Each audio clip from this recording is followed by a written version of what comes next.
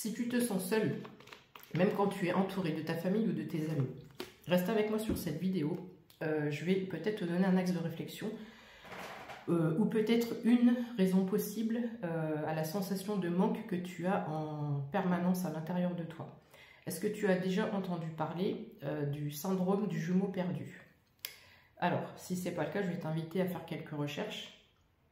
Cette nuit, j'ai ma sœur jumelle qui est venue me parler. Oui, parce que si tu tombes sur moi que tu ne me connais pas, je fais de la cartomancie, donc je suis aussi en connexion avec là-haut. Et tout ce qui arrive et tout ce que je partage n'a pas de hasard, d'accord? Donc voilà, c'était la parenthèse. Donc ma jumelle est venue me parler et j'avais déjà pris connaissance de ce syndrome et je pensais au fond de moi très profondément que ça me concernait. Donc si tu es appelé et attiré à écouter cette vidéo, c'est peut-être que ça fait un déclic chez toi et que tu es probablement concerné. Donc c'est quoi en fait ce syndrome de jumeau perdu? C'est que quand tu étais dans le ventre de ta maman, je ne vais pas la faire à la scientifique, je la fais à la Didi. Si tu veux des termes plus techniques ou aller plus en profondeur, fais tes recherches toi-même, ok? Donc tu étais dans le ventre de ta maman.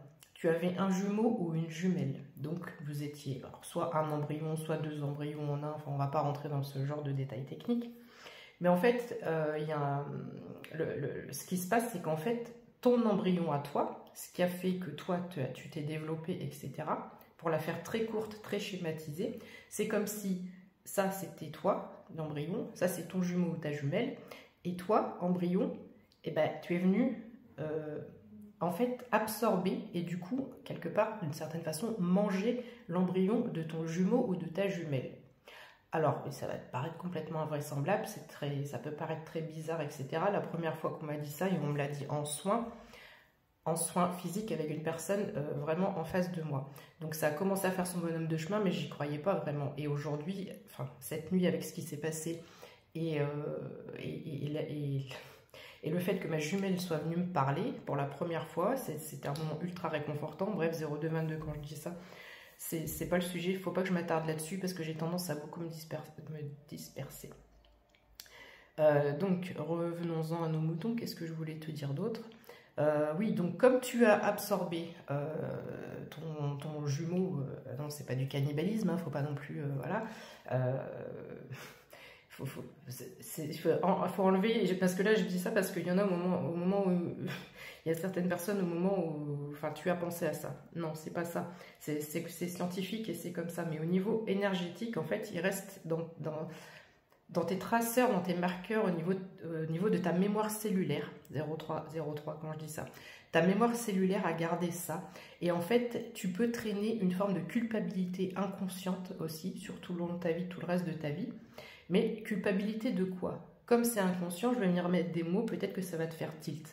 Une culpabilité peut-être d'être ici, d'être vivant, d'être en vie, d'être sur la terre en fait, d'être là. Moi, pendant toute mon adolescence, j'ai eu une question existentielle qui revenait tout le temps. C'est pourquoi moi, Didi? Pourquoi moi, en tant qu'être humain? C'est mon cerveau, c'est mon corps, c'est ma tête. Pourquoi moi, j'ai cette faculté de penser, je pense de cette façon? Pourquoi c'est moi qui existe? Pourquoi c'est ma pensée dans ce corps? Pourquoi c'est pas une autre personne? Pourquoi c'est pas un autre spermatozoïde qui est venu féconder l'ovule de ma maman? Voilà, tu vois, tout ce genre de questions existentielles. Et ça m'a... Alors, c'est pas que j'avais pas conscience de cette culpabilité. Pour moi, je le voyais pas comme une culpabilité, mais je le voyais comme une incompréhension.